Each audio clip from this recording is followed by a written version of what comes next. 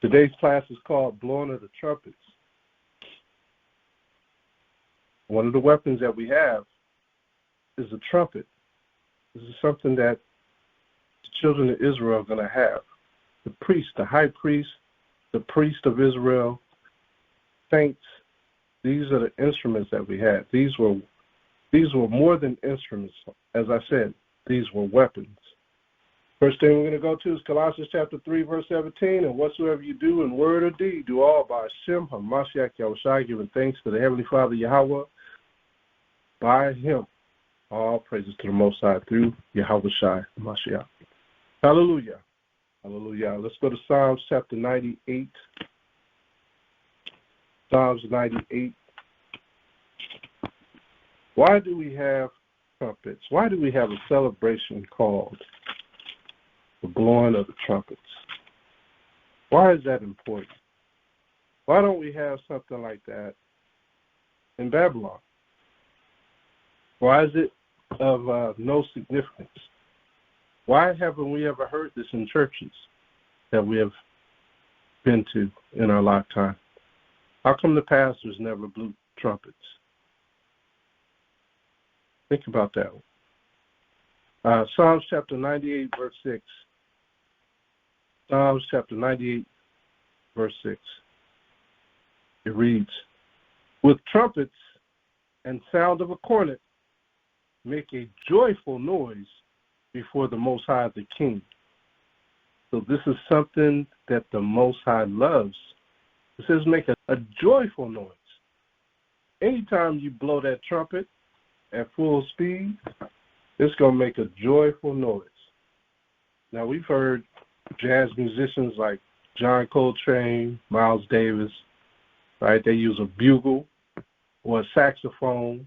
All of these are forms of horns. But we have trumpets as well that also they use in jazz. And you normally hear like a sad tune when hearing a trumpet. Or you hear it in a marching band, sound of a trumpet, right?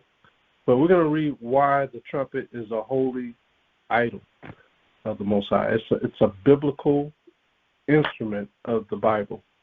Holds a lot of power. Let's go to Psalms chapter 81, verse 1. Psalms chapter 81, verse 1. And it reads, sing aloud unto the Most High's strength. Make a joyful noise unto the Most High of Jacob. So we just read what was joyful. Trumpet is one of those joyful instruments. Verse 2, take a psalm and bring hither the timbrel, the pleasant harp with the psaltery. Those are other instruments that are biblical and spiritual instruments. Verse 3, blow up the trumpet in the new moon, in the time appointed on our solemn feast days. You look at all the majority of the best bands in this country called America, they all had a procession. They all had a quartet, and trumpets were used. Even in opera or orchestra, they use trumpets. For movie scores, they use trumpets. These trumpets are powerful, but they never tell you what this trumpet is truly for. And we just read about it. Blow up the trumpet in the new moon in the time appointed on our solemn feast day. Now, we're blowing up this trumpet in the new moon, for one, to let the Most High know, but two, to let Israel know to get in order. This is a sign for a new month coming in, or the beginning of the year. These are the times that we blow our trumpet. Verse 4, for this was a statute for Israel and a law of the Most High of Jacob. You got to understand that you running around here trying to find yourself. You're already yourself. You're not ever going to find that. It's like trying to find some keys that's in your hand. You're going to look forever. This he ordained in Joseph for a testimony when he went out through the land of Egypt, where I heard a language that I understood not. Joseph didn't understand any Egyptian language, but he was still ordained to blow up this trumpet in the new moons. This is how powerful it was. The Most High didn't care where we were, but we were supposed to have our trumpets. It's a law that we keep these trumpets and blow them up. Let's go to the book of Acts, chapter 7. So we see that Joseph was in Egypt, and the Most High said, disregard what these Egyptians are doing and follow my commandments, even in captivity. Moses was in Egypt as well.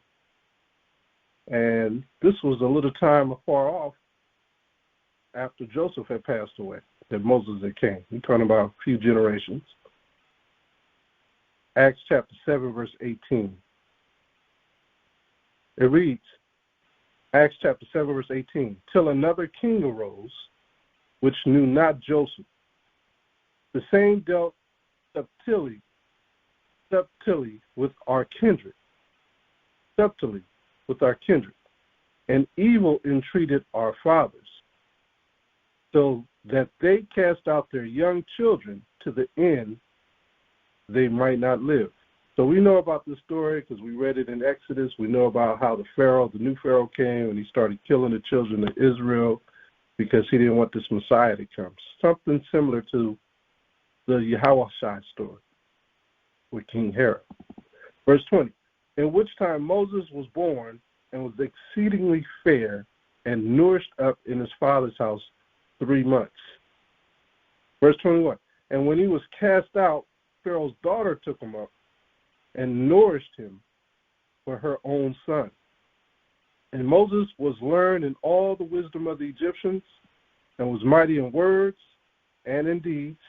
And when he was full 40 years old, it came into his heart to visit his brethren, the children of Israel. How did he know who his brethren was?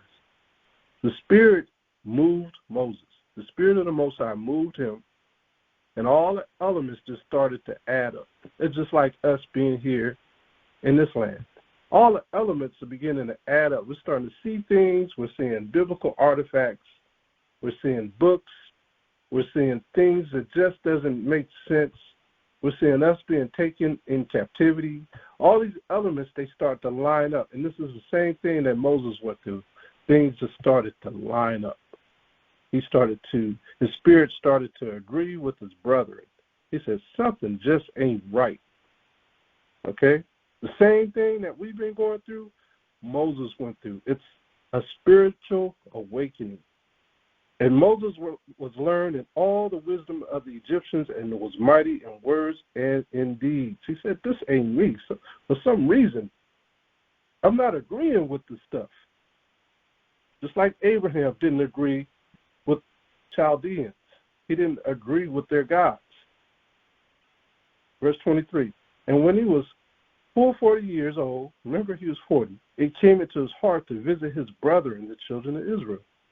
And seeing one of them suffer wrong, he defended him and avenged him that was oppressed, and smite the Egyptian.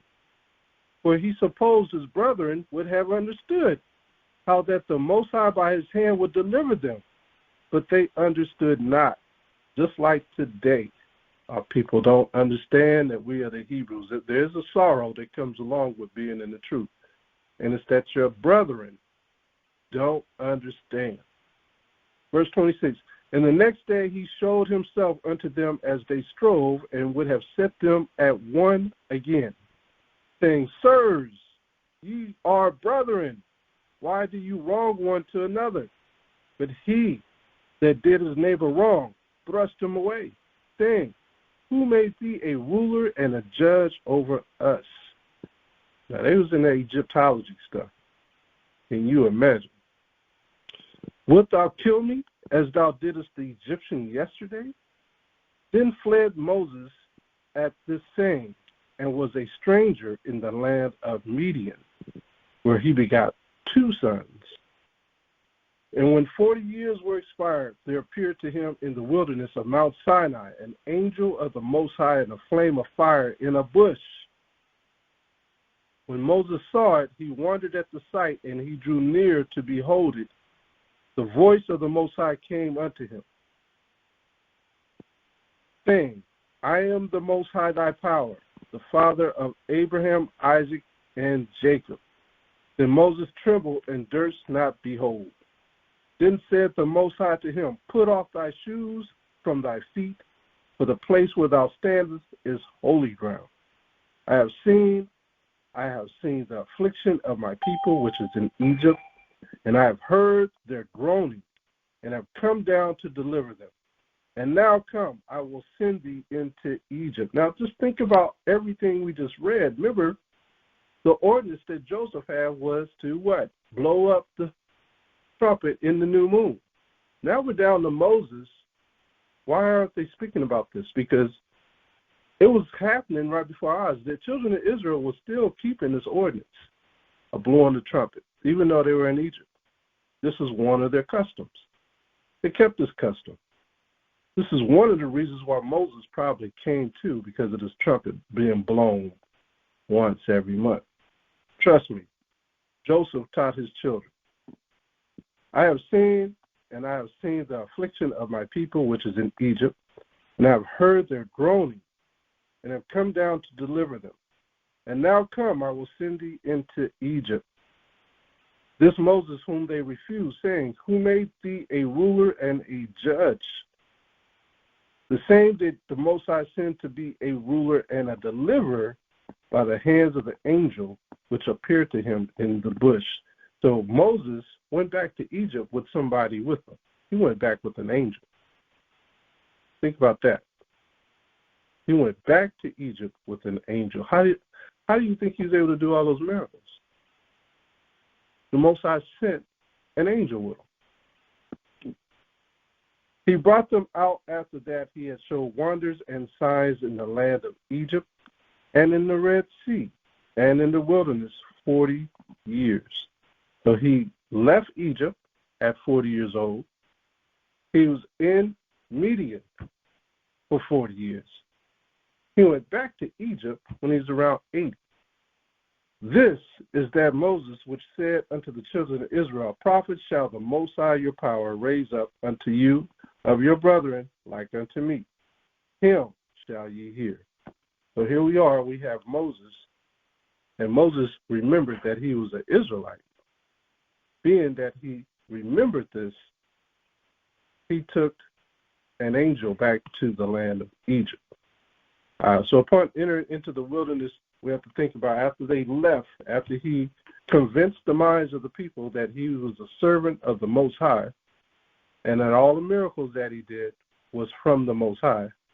Children of Israel believed him, and also Pharaoh believed him, and they were able to leave and go into the wilderness. So again, upon entering into the wilderness, all the tribes pitched to a standard. What standard? Standard of their fathers. Okay, so we had to get in order. If you was from Jacob, you had to get behind Judah, Benjamin, Levi, Issachar. You had to get behind one of these fathers, right? One of these fathers' standards to show, hey, I'm a descendant of this man. So the children of Israel, they weren't too far off. They didn't forget everything. They knew who they were. They knew that they kept the ordinance of blowing the shofar, or else they wouldn't be able to pitch by the standard of the fathers. You have to think about all this. They weren't completely lost like we are today. We are just completely lost. But the children of Israel then were still able to pitch to a standard. How did they pitch to a standard? They used trumpets, and they used their voice. Let's go to Numbers chapter 1. A lot of people think that the children of Israel were that gone, but they still knew who they were.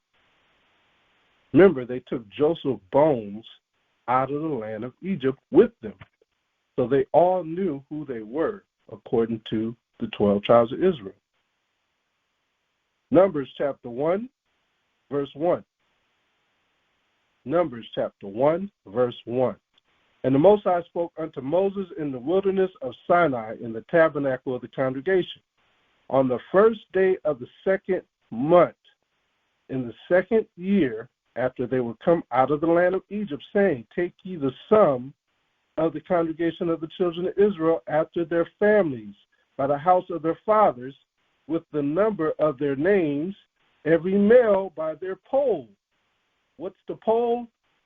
Whichever line they came out of. Whether they came out of Judah, whether they came out of Benjamin, whether they came out of Levi, whether they came out of Issachar. That's the poll. The poll is their fathers. Let's go to verse 3.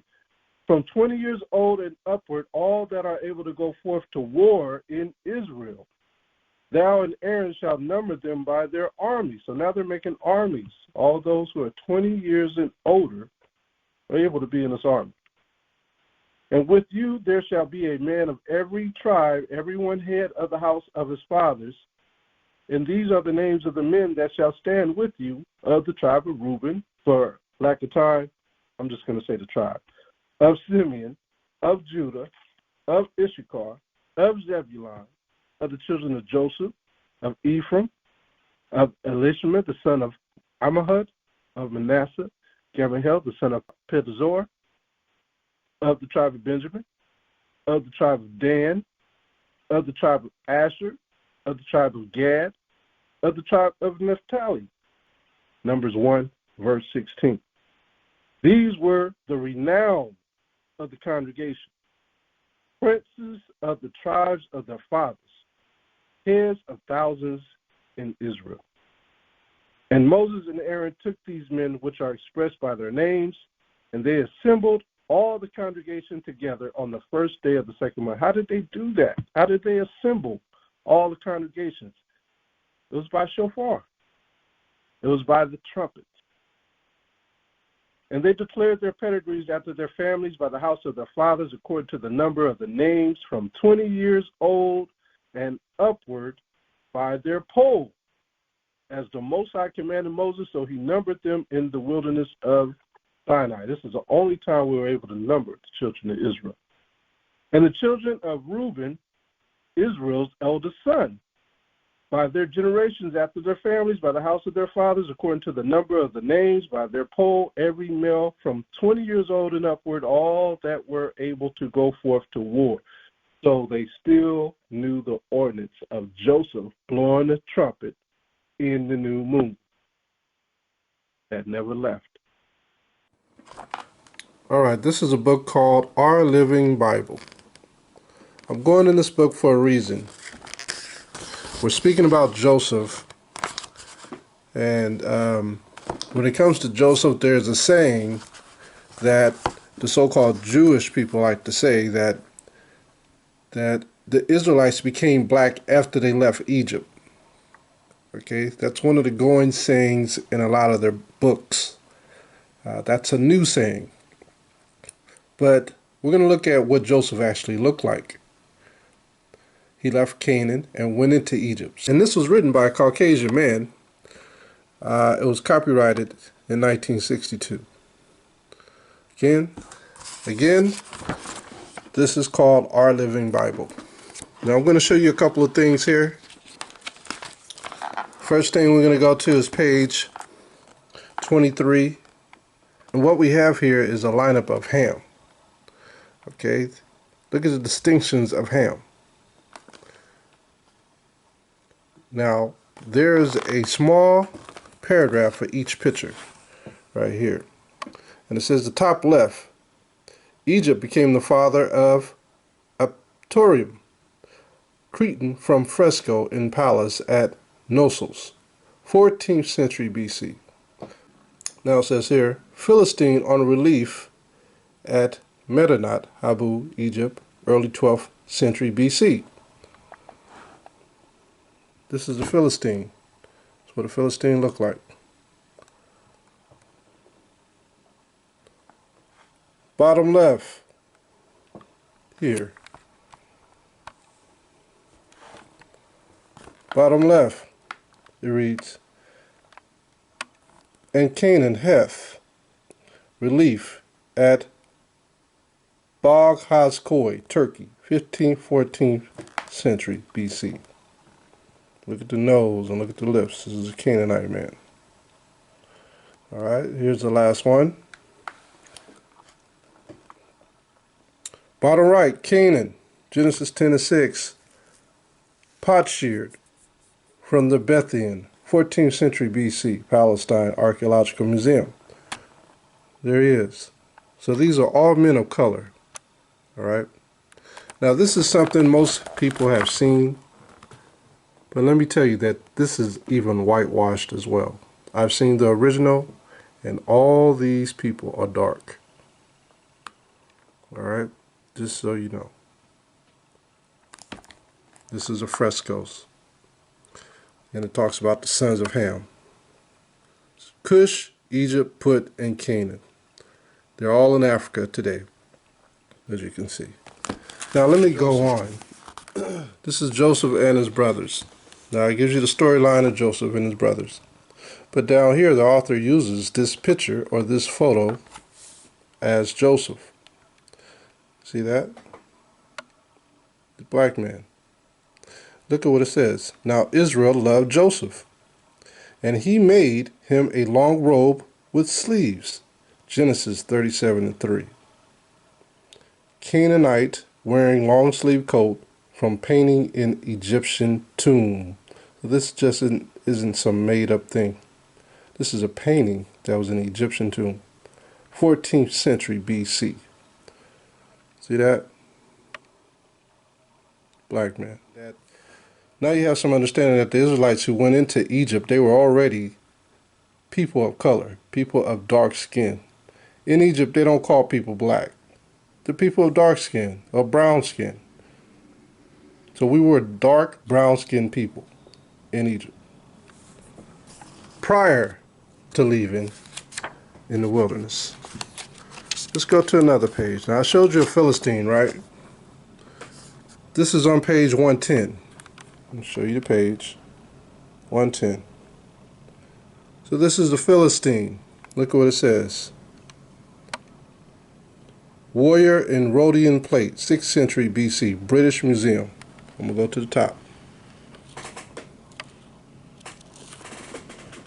And there came from the camp of the Philistines a champion. 1 Samuel 17:4. Who's that champion? Goliath. Looks like a black man to me.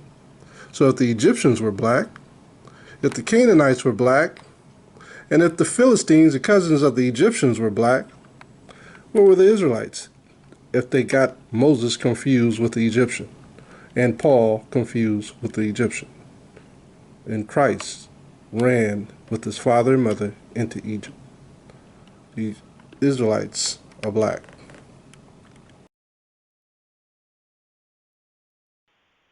Keep that in mind. Let's jump over to verse 47.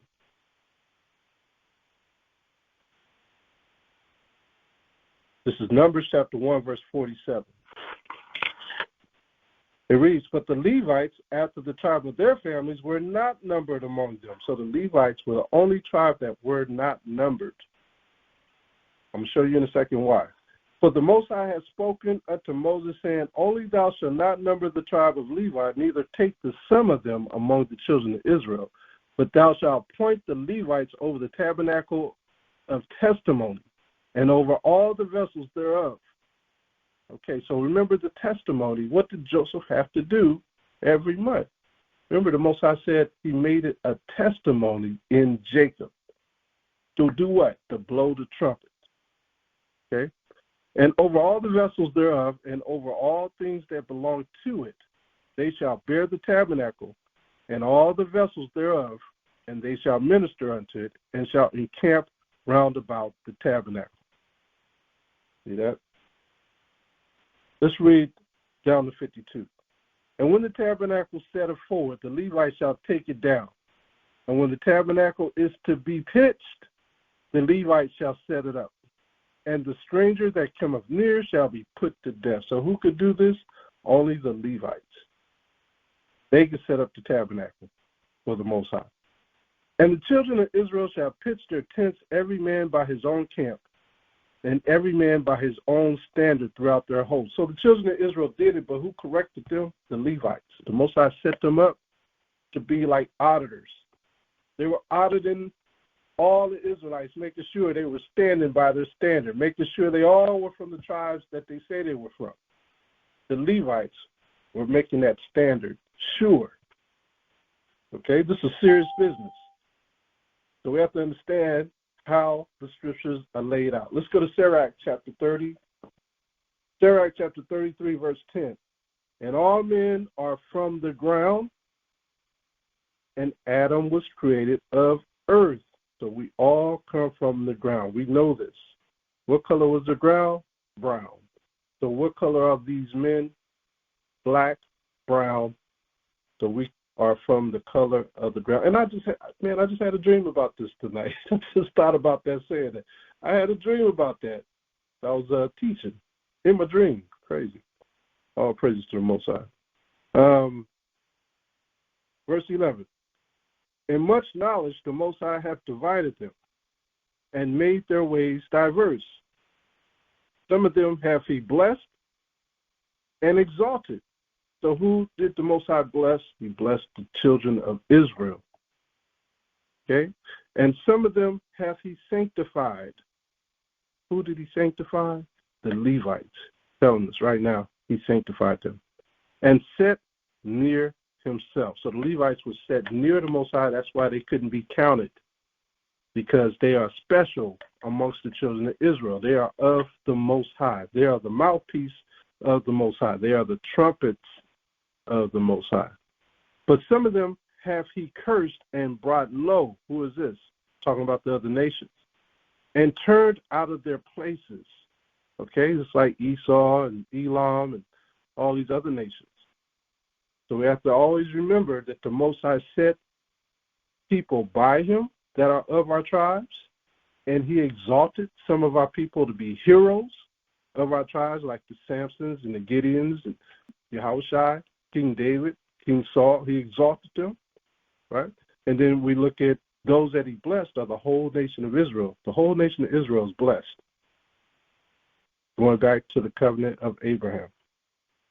As the clay is in the potter's hand to fashion it at his pleasure, so man is in the hand of him that made him, to render to them as liketh him best. So the Most High has already rendered us. Rendered means to shave off some things so it can't get next to him, or to extend it longer to be next to him. Okay, that's what render means, to shape it. And so the Most High shaped Israel to be his. Think about that. He shaped us to be his. No matter what we do, we are shaped to honor him. So who set up this order that we're reading in Numbers? The Most High did. Let's go back to Numbers. Let's read Numbers chapter 10, verse 1. Numbers chapter 10, verse 1. And the Most High spoke unto Moses, saying, Make thee 2 trumpets of silver, of a whole piece shalt thou make them, that thou mayest use them for the calling of the assembly and for the journeying of the camps. Just like we read in Numbers chapter 1, they assembled. How did they get together? Through these 2 trumpets. And when they shall blow with them, all the assembly shall assemble themselves to thee at the door of the tabernacle of the congregation. Who sets up the tabernacles? The Levites. And if they blow, but with 1 trumpet, then the princes, which are heads of the thousands of Israel, shall gather themselves unto thee. When ye blow an alarm, then the camps that lie on the east part shall go forward. So he has an order with this. Just like we were scattered to the 4 corners of the earth, he did that in a form of an order. Some of us left early in captivity. Some of us left during the Assyrian captivity. Some of us left during the Babylonian captivity.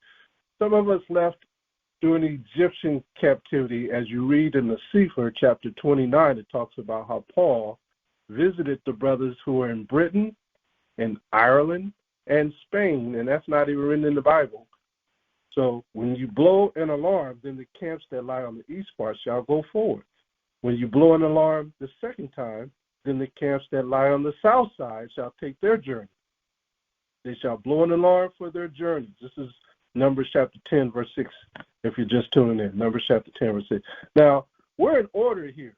Do you know even when we're not in order, the Most High still commands us this way, and we do it like robots? We were scattered at different times. It was by an order. Verse 7, but when the congregation is to be gathered together, you shall blow, but you shall not sound an alarm. And the sons of Aaron, the priests, shall blow with the trumpets, and they shall be to you for an ordinance forever throughout your generation. So are we to do away with these trumpets? Are they of any significance to blow these trumpets? Did Yahawah blow a trumpet? And some people say, well, Yahawah didn't use one. This is an ordinance forever. Yahawah followed the custom. Yahawah was a Judite, not a Levite. He followed the custom. And if ye go to war in your land against the enemy that oppresseth you, then ye shall blow an alarm with the trumpets. You hear that? I'll read it again. And if you go to war in your land against the enemy that oppresseth you, are we being oppressed? Are we supposed to blow trumpets?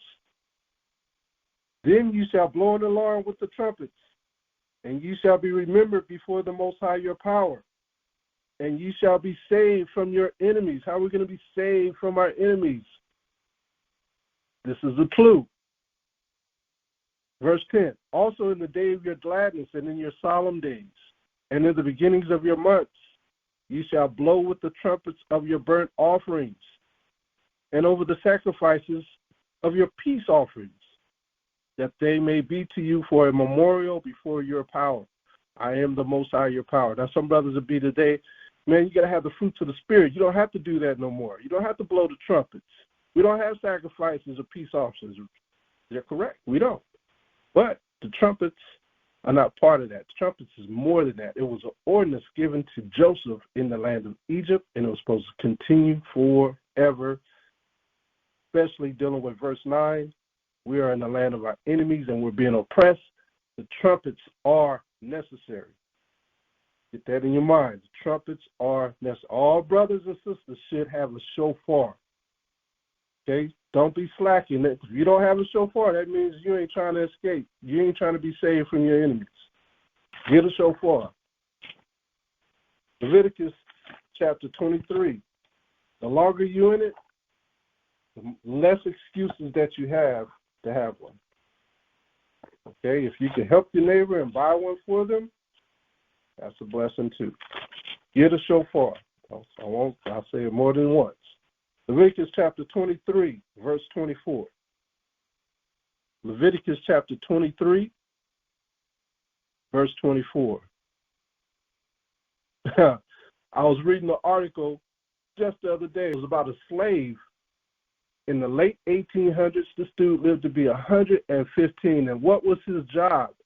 His job was to blow a trumpet every day to get people up in the morning and to let them know that work was over at the end of the day. That was his job as a slave. Imagine that. If that's not a witness to us, you know what I'm saying? The elements are lining up. Leviticus chapter 23, verse 24. Leviticus chapter 23, verse 24. Speak unto the children of Israel, saying, in the 7th month, in the first day of the month, shall ye have a Sabbath, a memorial of blowing of trumpets, and holy convocation. See that? This is where we are today. So we should have a memorial after this class. We'll blow our trumpets. Okay? Numbers chapter 29. And we do this every year around this time. We blow our trumpets, and it's to signify the incoming days of the winter. That's why you see the weather changing today. You know, you've seen it in the last week. You see storms and all these things happening. Most High's moving. He's trying to tell us, hey, get ready. The winter months are coming. I'm changing the weather. This is why we blow our shofar. Also, the Day of Atonement is coming in. It's to get you ready, get you prepared. Feast of Tabernacles is coming in. Get you prepared. Numbers chapter 29, verse 1. Numbers chapter 29, verse 1. And in the 7th month, on the first day of the month, ye shall have a holy convocation. That's what we're doing. Ye shall do no servile work. It is a day of blowing the trumpets unto you. This is what we're going to do all day today. Blow our trumpets. So do we still do this today? Yes, we do this today. Matthew 5 and 16. Let your light so shine before men that they may see your good works and glorify your Father which is in heaven. Blowing the shofar is glorifying the Father. Think not that I am come to destroy the law or the prophets. So some brothers say the prophets are no more. They stopped when Yahawah came. No, there's still prophets in the earth. And what I'll show you as we go through the scriptures, is the law gone? No, the law's still here. It ain't went nowhere. So just because Yahawah came and resurrected and left doesn't mean that there's no more prophets or no law. Any pastor, anyone who says that, they don't know what they're talking about. I've seen a couple pastors say there's no more prophets. They don't know what they're talking about. They're lost. All right? You could be lost 1 block away or 20 miles away. They're lost. All right? Verse 17. Think not that I have come to destroy the law or the prophets. I have not come to destroy, but to fulfill. For verily I say unto you, that heaven and earth pass, one iota or one tittle shall in no wise pass from the law till all be fulfilled. See that? So the laws are still in effect. It's not going nowhere till heaven and earth pass. The societies will pass, mankind will pass, but the earth abides forever. Verse 19, whosoever therefore shall break one of these least commandments and shall teach men so, he shall be called the least in the kingdom of heaven. But whosoever shall do and teach them, the same shall be called great in the kingdom of heaven. This is what we got to do, teach the kingdom of heaven through his laws. And it takes prophets to do that. It takes priests to do that. There's still priests on earth, not high priests. There's still priests on earth. The only high priest that's on the earth and in heaven is Yahawah. He's with us, and he's in heaven as well, in the true tabernacle. Numbers chapter 29, verse 2. Numbers chapter 29, verse 2. And we'll read to verse 4. Now, we read verse 1 already, but we're going to read verse 2 to 4 because I want you to see how this is not in effect anymore. And ye shall offer a burnt offering for a sweet Savior unto the Most High. 1 young bullock, 1 ram, and 7 lambs of the first year without blemish. And their meat offering shall be of flour mingled with oil, 3/10 deals of a bullock for a bullock, and 2/10 deals for a ram, and 1/10 deal for 1 lamb throughout the 7 lambs. You know how many brothers will get that calculation messed up? What I do, Art? What I do? How do I do this, Art? How many brothers have messed that up? And this is coming from heaven. This is why priests were ordained to do this. This is why the Yahawah had to be sent here on the earth after the priests were put to the side. So we have to keep this in mind. But let's look at this again. So do we still do this today? No, we do not. Let's go to Hebrews chapter 10. Hebrews chapter 10, verse 1. For the law, having a shadow of good things to come, and not the very image of the things, can never with those sacrifices which they offer year by year continually make the comers thereunto perfect. For then would they not have ceased to be offered, because that the worshippers, once purged, should have had no more conscience of sins. So he's speaking on what we just read in Numbers. But in those sacrifices, there is a remembrance again made of sins every year. Day of Atonement, Passover, okay? Every time we had a feast day, we would do this. For it is not possible that the blood of bulls and of goats should take away sins. Wherefore, when he cometh into the world, he saith, sacrifice and offering thou wouldest not, but a body hast thou prepared me. He's quoting this out the Old Testament. In burnt offerings and sacrifices for sin thou hast had no pleasure. So the Most High is telling us through Yahawah that, or through Paul, that sacrifices are no more. Then said I, lo, I come in the volume of the book, it is written of me to do thy will, O power. That's Yahawah. Above when he said sacrifice and offering and burnt offering and offering for sin thou wouldest not, neither hadst pleasure therein, which are offered by the law. So same thing we just read in Numbers chapter 29, 2. Then said he, lo, I come to do thy will, O power. He taketh away the first, that he may establish the second, by the which will we are sanctified through the offering of the body of who? Mashiach Yahushua. For what? Once for all. So every feast day that we had, we will sacrifice bulls and bullocks, pigeons, doves, goats for the feast of sacrifice. So we sacrifice for the feast days. And every priest standeth daily ministering and offering oftentimes the same sacrifices which came never take away sins. We don't have any high priest to do the calculations anymore. But this man, after he had offered one sacrifice for sins forever, sat down on the right hand of the Most High. We have Yahushua now. From henceforth expect until his enemies be made his footstool. So we got to wait until he returns to do these sacrifices again that we just read in Hebrews 10, 1 and 2. It's a shadow of things to come. Good things to come, but not right now. Verse 14, for by one offering he hath perfected forever them that are sanctified. All right, because in the old days, this is what they did. Remember Cain and Abel? They did sacrifices. And the Most High didn't like Cain's. He didn't like his sacrifice. He didn't do it right. Abel did it right, and Abel got killed out of jealousy.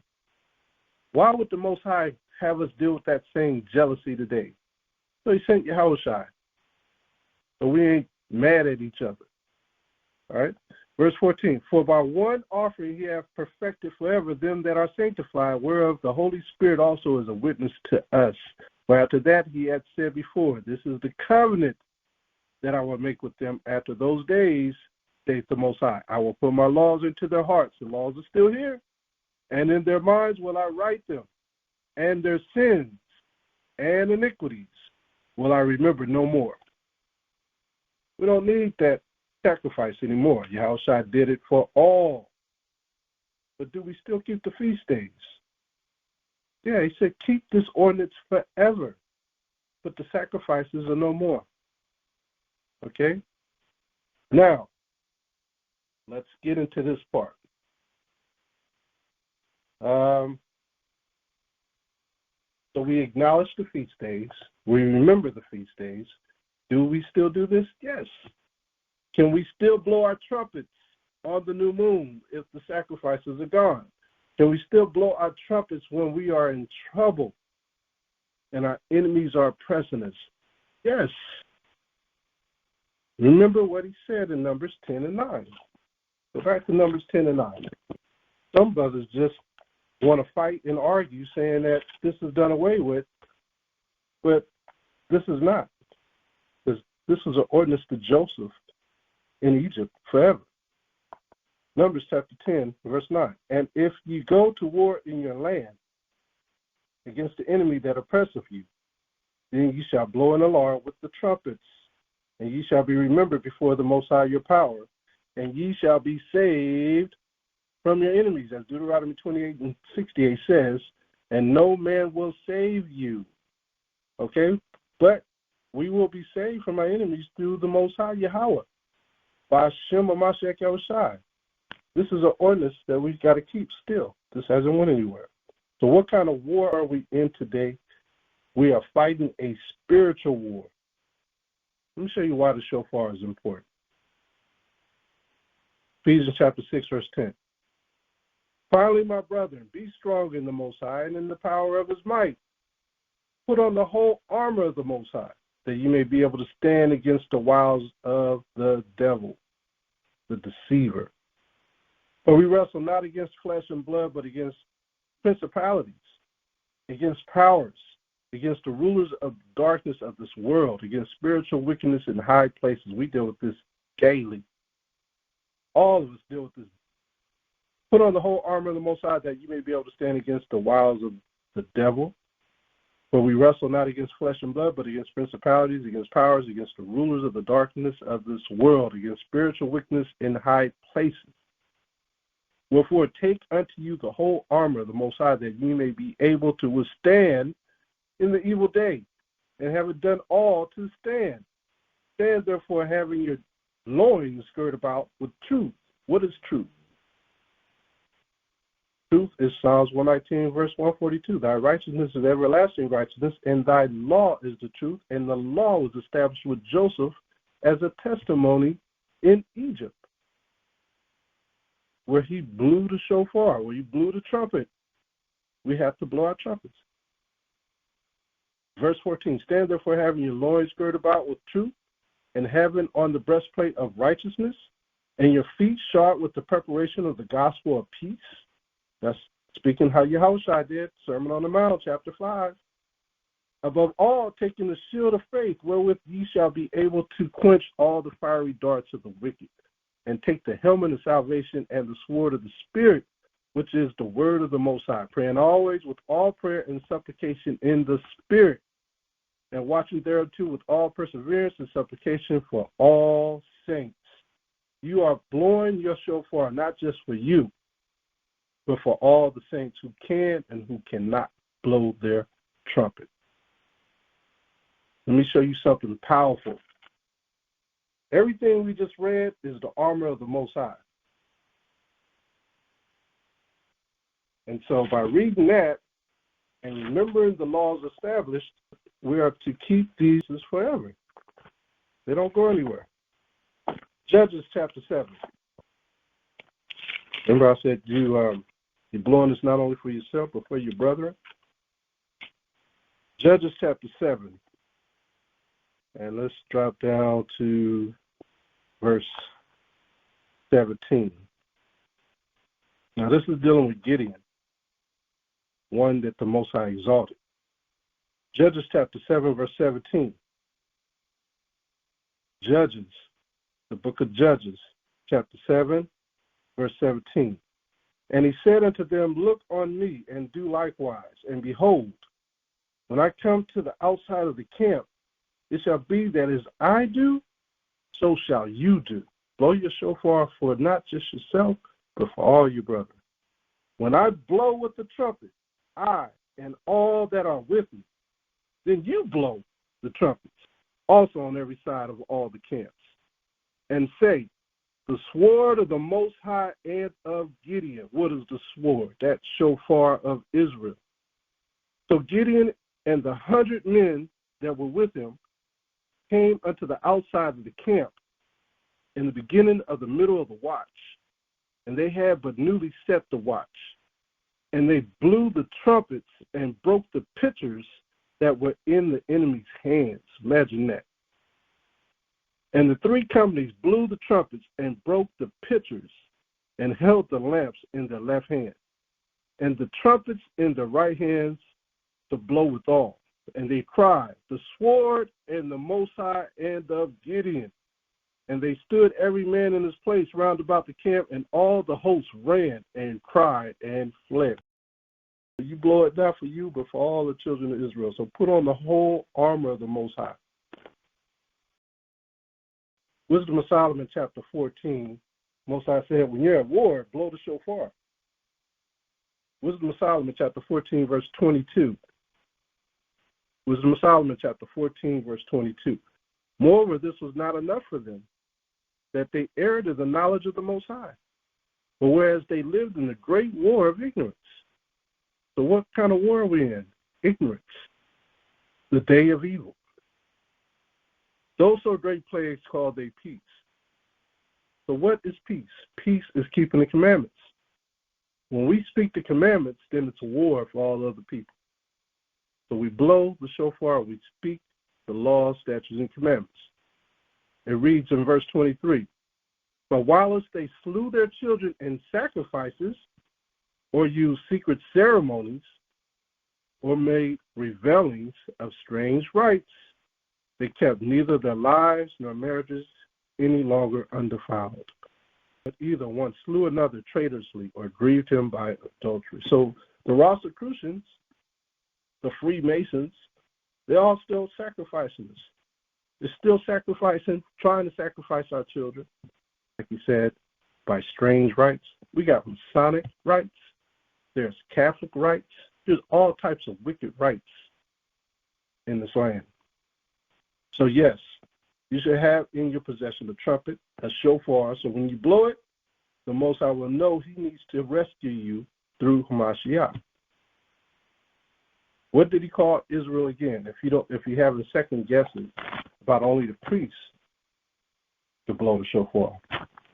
Remember, he said some of them he blessed, some of them he exalted, and some he set near to him. So what is Israel as a whole nation? We are the blessed nation. Exodus chapter 19. We are the blessed nation because he said it, not because we said it, but because he said it. The Most High, he anointed us to be his people. Exodus chapter 19, verse 5. Now therefore, if you will obey my voice indeed and keep my covenant, then you shall be a peculiar treasure unto me above all people. For all the earth is mine. So we are that peculiar treasure only if we what? Keep his commandments. Only if we obey and be obedient. Verse 6, and ye shall be unto me a kingdom of priests and holy nation. These are the words which thou shalt speak unto the children of Israel. So when you're not in possession of your shofar and keeping the ordinance that was given early in the days of Joseph and was given down the line through Moses and the 12 tribes of Israel, all through the wilderness into the land of Israel, we still keep the blowing of the trumpets. If you ain't got a shofar, what's keeping you from being protected or being called a priest? Most I said he's going to call us a priest if we obey. Okay, blowing of the trumpets is a great joy for the Father.